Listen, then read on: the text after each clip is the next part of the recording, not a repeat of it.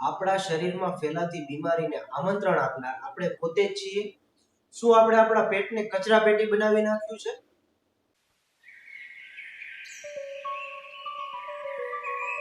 તો મિત્રો, ફરી એકવાર આપ સૌનું સ્વાગત છે આપણી આ ચેનલમાં કે જ્યાં માનવા કરતા જાણવા પર વધારે ભાર મૂકવામાં આવે છે.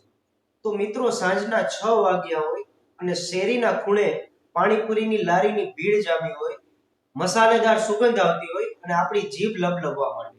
તો મિત્રો, તમે ક્યારેય એ વિચાર્યું છે કે જે સ્વાદ પાછળ આપણે પાગલ છીએ એ સ્વાદ આપણે કઈ દિશામાં લઈ જઈ રહ્યો છે? તો આજે વાત કરીશું ભારતીય સ્ટ્રીટ ફૂડના એ પાસાઓની કે જે જાણીને તમારા હોશ ઉડી જશે. સ્ટ્રીટ ફૂડ એ માત્ર ખોરાક નથી, પરંતુ આપણી લાગણી છે. ગરીબથી લઈને અમીર સુધી અહીં સૌ કોઈ લાઈનમાં ઊભા રહ્યા છે. ગુજરાતના ફાફડા જલેબી, મહારાષ્ટ્રના મિસલ પાઉંથી લઈને દરેક રાજ્યના પોતાના અલગ અને પોતાના પ્રખ્યાત સ્ટ્રીટ ફૂડ.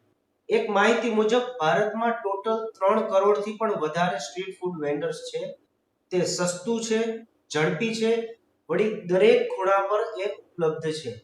હવે વાત કરીએ એ સત્યની કે જે આપણે જાણતા હોવા છતાં પણ અણદેખું કરીએ છીએ. એ છે આપણી સ્વાદ પાછળ છુપાયેલું ઝેર. પાણીપુરીનું પાણી જે નળમાંથી આવે છે એ શું ખરેખર પીવાલાયક છે?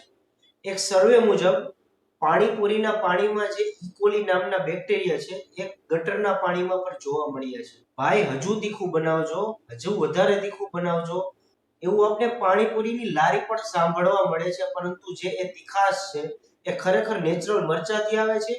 ઘણા વેન્ડર્સ કુદરતી મરચું વાપરવાના બદલે જે વિનેગાર છે અથવા તો એસિડિક પદાર્થ છે એનો ઉપયોગ કરીને જે પાણી છે એ તીખું બનાવે છે, જેના લીધે શરીરમાં અનેક પ્રકારની બીમારીઓ થાય છે.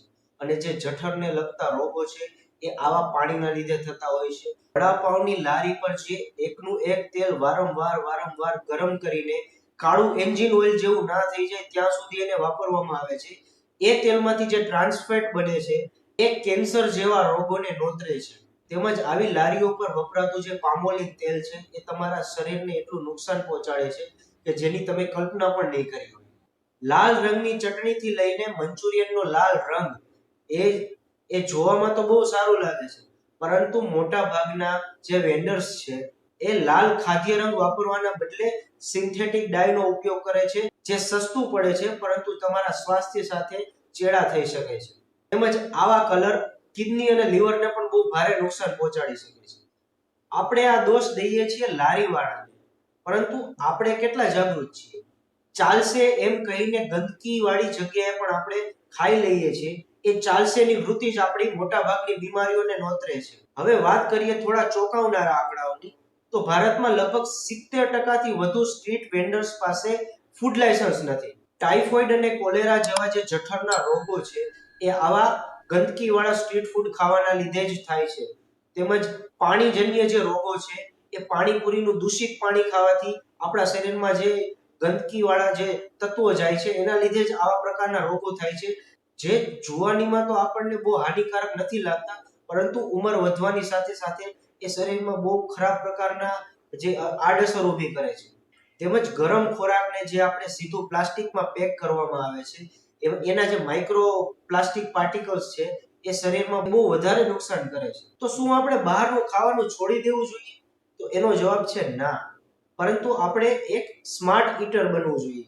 જે વેન્ડર્સ ખરાબ કપડાથી પોતાના હાથ લૂછતો હોય અથવા તો જેની લારી પર માખીઓ મળમળતી હોય તો ત્યાં ખાવાનું ટાળવું જોઈએ. તેમજ જે વેન્ડર્સ ચોકસાઈને પ્રોત્સાહન આપે છે, સારું એવું તેલ વાપરે છે, તેમજ હાથના મોજા પહેરીને જે ખાવાની વસ્તુઓ બનાવે છે, તો એવા વેન્ડર્સને આપણે પ્રોત્સાહન આપવું જોઈએ. કોઈ પણ જગ્યાએ નાસ્તો કરતા પહેલા તેની ચોકસાઈની અચૂક તપાસ કરો કે તે ફિલ્ટર પાણી વાપરે છે કે નહીં, તેલ કયા પ્રકારનું વાપરે છે, લારીની આસપાસ ચોકસાઈ અને સફાઈ કેવી છે. ત્યારબાદ જ ત્યાં ખાવાનું રાખો. અન્યથા તમે જે ખરાબ વસ્તુઓ છે, ખરાબ તેલ છે, ખરાબ પાણી છે એ તમારા શરીરમાં જવાથી અનેક પ્રકારના રોગો થાય છે. ચોમાસામાં જે ટાઇફોઇડ અને કોલેરા જેવા રોગોનું વધતું જતું પ્રમાણ છે એમાં એક સ્ટ્રીટ ફૂડનો પણ મોટો હાથ છે. આપણે કોઈ પણ જગ્યાએ ગટરની આસપાસ ઊભી રહેલી લારીઓ અથવા તો માખીઓ મળમળતી હોય એવી ખરાબ જગ્યાએ પણ આપણે કોઈ પણ જાતની જે જાગૃતતા છે એ દર્શાવ્યા વગર ખાઈ લઈએ છીએ. જેના લીધે આપણા શરીરને એની કિંમત ચૂકવવી પડે છે. તો મિત્રો, સસ્તું ખાવા કરતાં જે સારી ક્વોલિટી જે વસ્તુઓ વાપરે છે એવા વેન્ડર્સ પાસે ખાવાનું રાખો, એવા લોકોને પ્રોત્સાહન આપો. તેમજ જે ખાદ્ય પદાર્થો છે એ છાપાના જે કાગળમાં લપેટીને આપે છે એ વસ્તુ કરવાનું ટાળો, કારણ કે જે છાપાની ઈંક છે એમાં શીશુ વપરાય છે, જે તમારા શરીરમાં જવાથી અનેક પ્રકારના રોગો ઉત્પન્ન કરી શકે છે. ઘણા વેન્ડર્સ હવે સારા પ્રકારનું વસ્તુ પણ વાપરે છે, જેમ કે તેલમાં સિંગ તેલનો ઉપયોગ કરે છે, તેમજ પાણીપુરીના પાણીમાં ફિલ્ટર વાળા પાણીનો ઉપયોગ કરે છે, સારા અને તાજા વેજીટેબલ્સ વાપરે છે.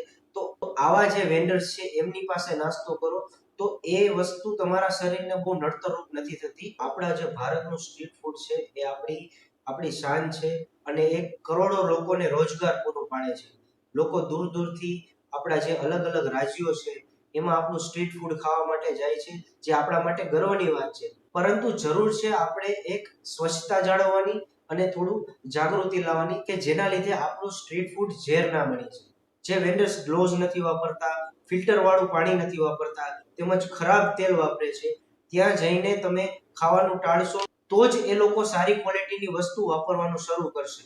આ એક અભિયાન છે, આ એક એવી વસ્તુ છે કે જે ગ્રાહકોના હાથમાં છે. ગ્રાહકો જે આવા નીચી ક્વોલિટીની વસ્તુ વાપરે છે અને ગંદકી વાળું જે લોકોને ખવડાવે છે એમનો તિરસ્કાર કરશે તો જ એ લોકો સારી ક્વોલિટીની વસ્તુ વાપરશે અને પોતાની જે લારી છે ત્યાં સ્વચ્છતા જાળવવા પર ભાર મૂકશે.